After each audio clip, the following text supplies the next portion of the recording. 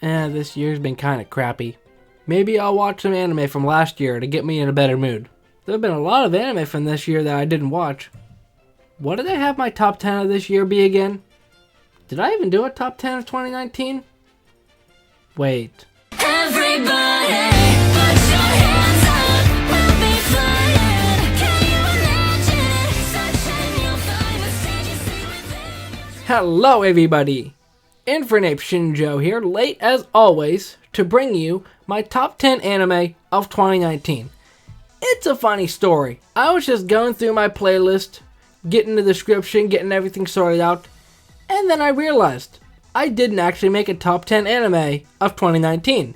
So as the saying goes, better late than never. I've only done this one other year so far, being 2018, so I didn't really set many ground rules for it, but what I'm going to say is including only new shows, so sequels like Mob Psycho 100 Season 2 won't be included here. But it's early October now. I'll get this rendered up and posted onto YouTube before it's too late, and I'll get the 2020 anime list out soon after.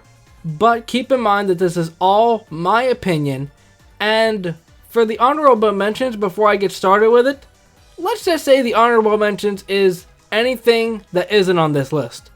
I know it's a bit of a cop-out, but for any anime that isn't included, whether it's a sequel or it's something that I personally didn't think broke top 10 boundaries for me, just include it as an honorable mention.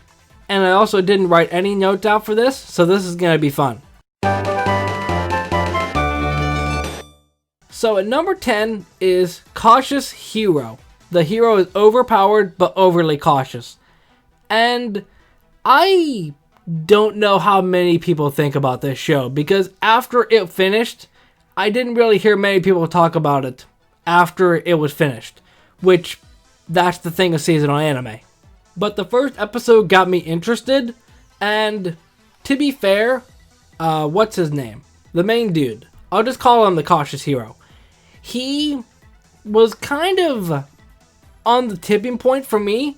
I was in between hating him and enjoying him, because in the first episode they established that he's overly cautious, obviously. So there's one of two ways they could go with it.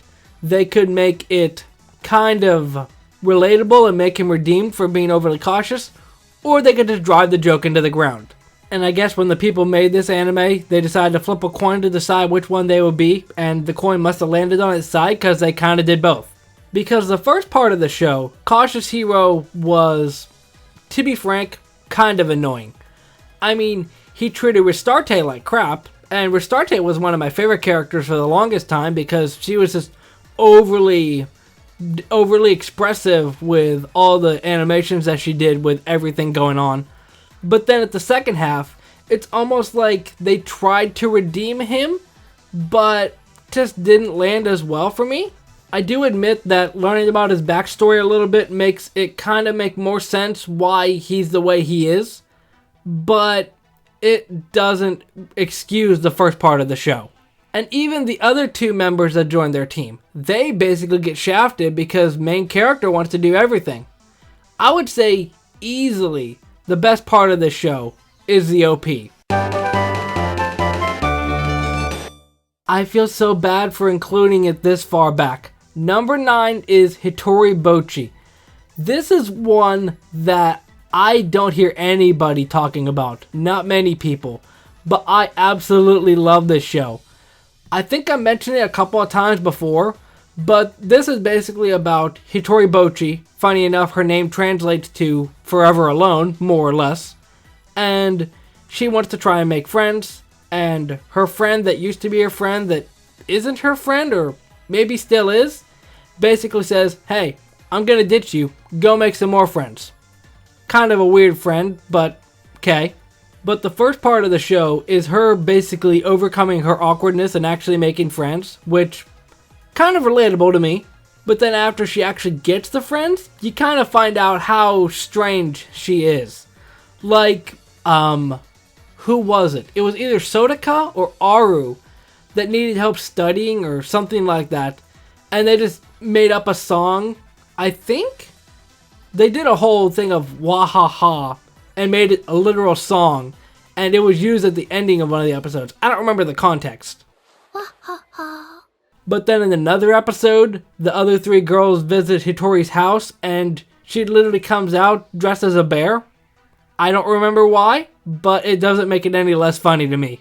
But even though it's something that I personally loved, I can understand how people wouldn't enjoy it because it's kind of teetering on the line from Watamote forms of Forever Alone. Because like Hitori acts as crazy as the girl in Watamote did, and I can kind of see the resemblance, but I feel like the fact that she's just overly ambitious and overly happy most of the time, and just awkward, just makes up for it. Especially since they're all cute anime girls. It's time to get some gains. Number 8 is how heavy are the dumbbells you lift. Again, kind of a show that I don't hear a lot of people talk about. Obviously, a lot of these shows aren't discussed as much since they were last year, but this show is something that I didn't think I would enjoy. Obviously, throwing in the whole joke of, haha, cute anime girls are exercising, so all the fat anime slobs are gonna exercise now. Aside from all that, it's a fun show. Obviously, they got the jokes in there. Some of them land, some of them don't. But you got references too. I don't know how many they have off the top of my head because it's been a while. But literally, in one episode, Sakura goes Super Saiyan. I am not sugarcoating it for you. She literally goes Super Saiyan. And then Akemi does a JoJo pose in like the last episode. And at the same time, with all these jokes that they have, they still know what they're talking about with all this stuff. I'm assuming. I'm not an actual personal trainer, so I don't know if what they're saying is factual. I'm just assuming that it is. But this show is fun, the characters are fun, the OP is super upbeat. The only real criticism that I would give it is sometimes they rely too much on the fan service, which normally isn't a problem, but they literally make whole scenes dedicated to fan service, which is kind of weird because I'm pretty sure the 4 main girls are in high school. But I mean, with a teacher, it's okay, I guess, because she's of age, but still, I'm actually kind of wondering what the source material actually looks like, because it seems like this is teetering so close to the line of ecchi that they might go full force in on the source material, but I don't know. Either way, still a good show. Number 7 is After School Dice Club. I think this came out at the same season as a couple of other things on this list. I don't think it came out at the same season as Dumbbell. I don't remember how I split this up between the 4 seasons from 2019. But anyway, After School Dice Club is about Miki. Somehow I remember her name, but I can't remember other characters' names. But you got Miki, who, like Hitori, is kind of awkward, kind of shy, but she makes 3 friends. Actually, I can see super similarities with this, especially considering that one of them is a blonde. But they basically bond over their love of board games, which obviously high school girls love board games.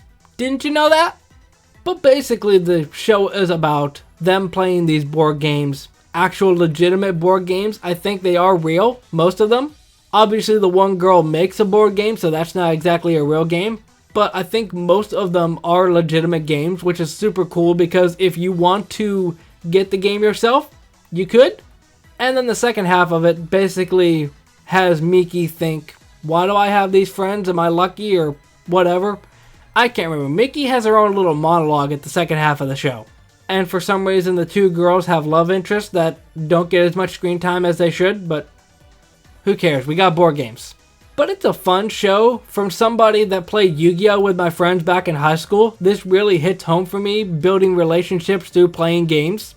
But at the end of the day, it is still a slice of life. It still has its own little generic things that it always does.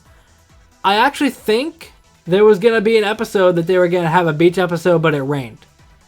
It was either that or some other anime. I think a lot of anime do that though. the whole beach episode and then the fake out beach episode. So at the end of the day, it is still generic, but just for the memories that have brought me back of my Yu-Gi-Oh friends, still a good show. This might ruffle some feathers, literally.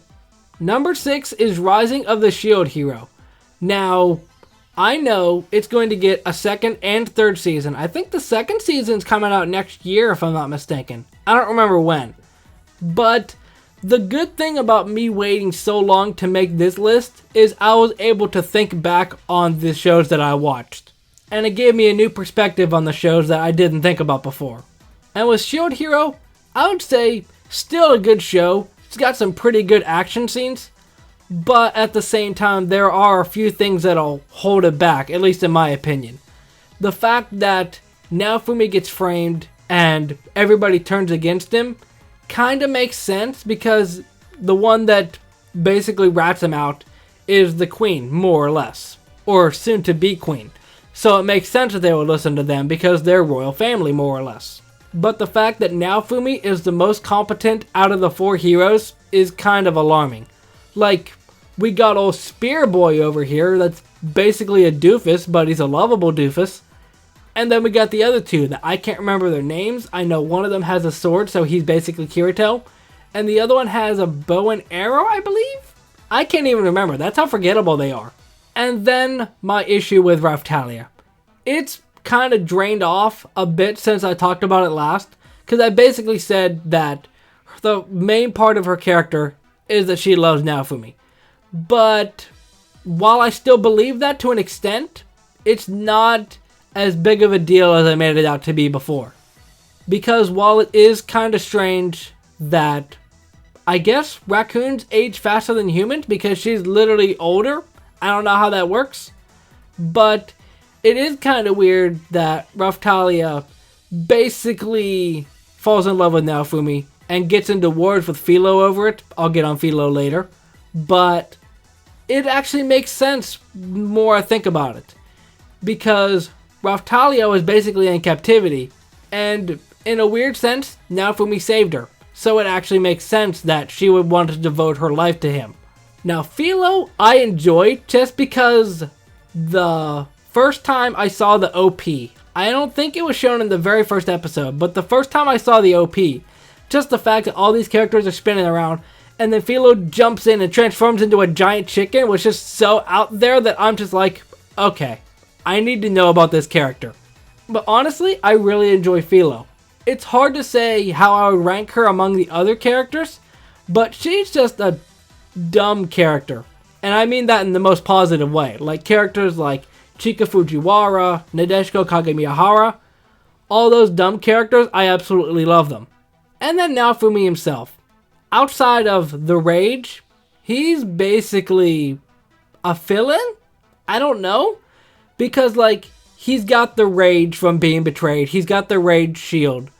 But other than that, he doesn't really show much signs of development.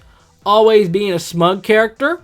So I don't know if they just made him flat on purpose to kind of accentuate the other 2 characters. But, oh well. It was really nice to see the royal family get their comeuppance at the end. Honestly, I can't remember the girl's name that framed him. I want to say it's Melty, but I don't think so. Maybe it's Malty. It's something like that.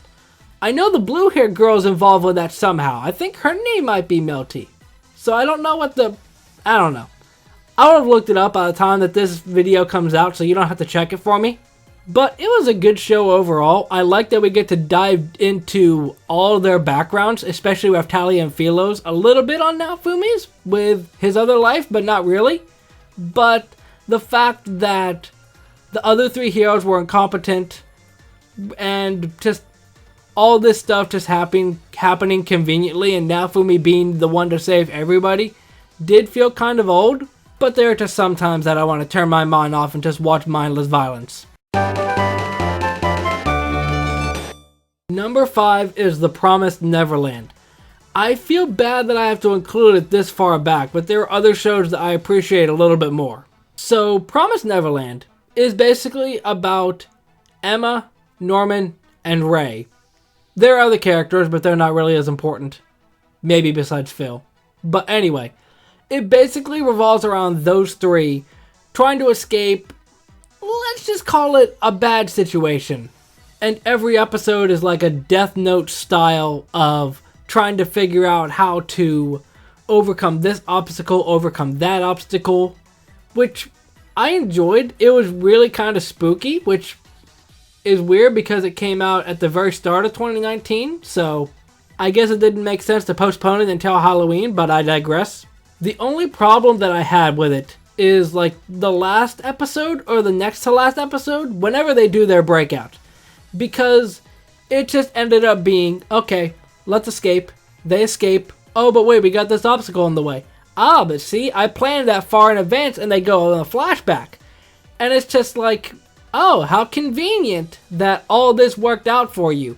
It would have been nice to get a little bit of foreshadowing on this point or that point, which, going back on it, you might be able to figure it out.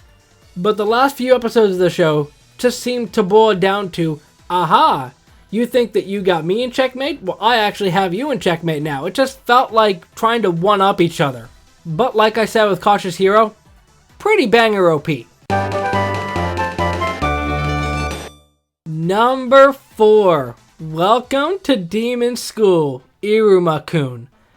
If you haven't seen this, watch it. It is really good. Basically, Iruma has some parents that are deadbeats. They sell him off to a demon, and he attends school there. Meanwhile, he wants to make sure that these demons don't find out about him, because if they do, he'll get eaten. They mention it at the start of every episode, so you're not going to forget it. But he makes friends with Clara and Purple Guy. I can't remember what his name is, but regardless, he makes 2 friends. And the show just goes on with like, okay, we got this thing that's like what you know in the human world is like clubs or whatever. Basically, they have human equivalents but demon form instead. So, it's kind of funny with that. But then the middle half of the show, Iruma meets this guy that's thinking he's basically like him, except for the fact that Iruma's a human and he isn't. But like this big plot point happens right in the middle of the show, and that's what got me invested. I honestly, last year when I watched this, I kind of fell off watching it for a bit and just took time away from watching it. Then when I went back, I binged all those episodes in a row, and I really enjoyed it. The filler's really fun too, but that big arc right in the middle was really good. So don't let the fact that it has a simple art style fool you. It's a really good show. I can't recommend it enough. Speaking of things I can't recommend enough, number 3 is Kaguya-sama Love is War. Now I'm only discussing the first season with this because season 2 came out this year. But if, for whatever reason, you haven't seen this show, it's about 2 tsunderes trying to confess their love to each other. But they don't want to be the one that doesn't have a backbone in their relationship, so they try to get the other one to confess. And no, I didn't say that on accident. They basically are 2 tsunderes. This show is just so dumb and fun, and while in Promised Neverland I had a problem of every character trying to one-up each other at every turn, it actually makes sense in Kaguya-sama because they play it for comedic effect here, while in Promised Neverland they do it for really dramatic effect. And I certainly didn't put it at number 3 because Chica is my favorite character on the show. But just touching on season 2 for a bit, I would say it's the superior season to 1. I still enjoy 1, but season 2 takes what you know about the characters and really builds up on it. So if we were talking about season 2 here, it probably would be number 1. But I feel like it's very comfortable at number 3. I feel like ruffling some more feathers today. Number 2 is Kimetsu no Yaiba, Demon Slayer. If for whatever reason you haven't seen this show, I don't know how you couldn't, but it's basically about Tanjiro trying to fight demons to save his sister, who's also a demon. He meets Zenitsu and arguably the best character in the show, Inosuke, and they basically do some stuff. Also, Michael Jackson is a villain, don't question it, and he's the big bad villain that did some no-no stuff to his family. I'm trying to steer clear of spoilers if you couldn't tell, if for whatever reason you haven't seen this show. But the show is fun, Like I mentioned with Shield Hero, sometimes you just want to watch some violence and just turn your brain off. Because just watching shonen anime is the pinnacle of turning your brain off. And I know that people are going to be asking me this anyway. Yes, it is at number 2, even with episode 19.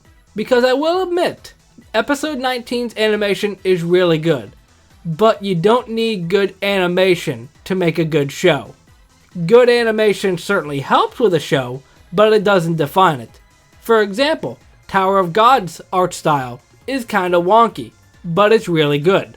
Little bit of foreshadowing there if you couldn't tell. But it's a good show. The fact that they introduced the 4 main crew so early on really benefits it. And I know the movie is coming out. I think it's coming out in October. I can't really remember when. But regardless, I probably haven't watched it by the time this comes out. And even if I did, it has no bearing on the placement on this list. So you might be wondering, with Kimetsu no Yaiba at number 2, what topped the list? I'm glad you asked. Everybody needs to watch Kanata no Astra. I cannot stress this enough. It is a good show. So yes, Kanata no Astra, or Astra Lost in Space, is my number 1 on this list. It's a good show. I think it came on pretty early in 2019 too, which, with all the other stuff like Shield Hero and Yaiba, people are probably thinking, oh, those are going to be anime of the season. I don't remember what I talked about in my 2019 discussion. I don't know if I had a ranking there, but even if I did, like I said at the start of this episode, my placements are going to change, my thoughts on these shows are going to change, and even a month from now, my thoughts are probably going to change. But I don't think Kanata no Astra is going to get out of number 1. This show is just so good. I would say maybe like 13 to 15 episodes. Technically more like 15 episodes because the first and last episode are double length. So it's almost like 2 episodes in one. But this show has a good grasp on how to build suspense. Because they mentioned early on that there's a traitor on board. So they have you wonder which one's it going to be. And they make cases for why each one could be a traitor. And all the plot twists in the show are so good. Granted, sometimes they do plot twists too much for their own good, but I digress on that. But I would say that if you did want to watch this show and you haven't yet, steer clear of spoilers.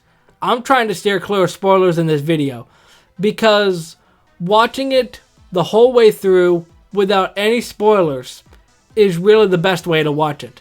Because if you watch it knowing what's going to happen, it kind of ruins the surprise. And this show lives off of that.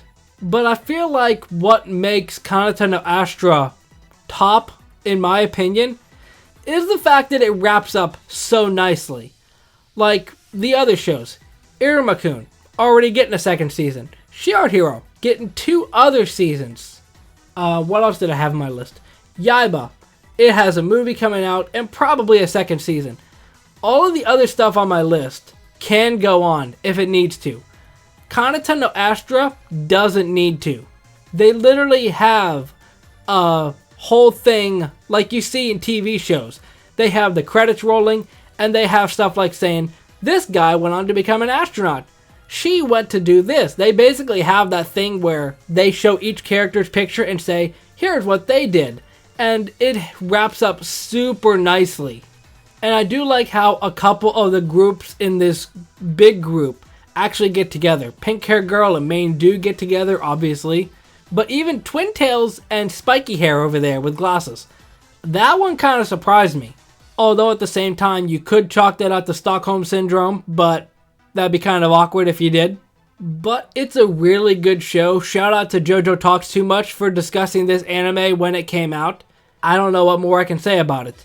If you haven't watched it, watch it fresh. That's the best way to watch it. But those are my top 10 anime of 2019. I promise it's not going to take me till next year to get 2020's list out. There are a couple of anime that I still want to watch from this year before I make my opinion on that. Although I don't think it's going to change much from the list that I have. If you enjoy, hit that like button and subscribe if you haven't. Let me know what anime that you think I should have included. I know that I probably should have included Fire Force, but I wasn't too keen on the first season. That's the one show that I could think of that I missed out on, and I made my discussion on that in another video. If you want to watch my discussion on Fire Force Season 1, that will be linked in the description if I remember. If not, it's a whole video dedicated to Fire Force. It's not that long. But that is it for me, and I will see you in the next video. Momentai.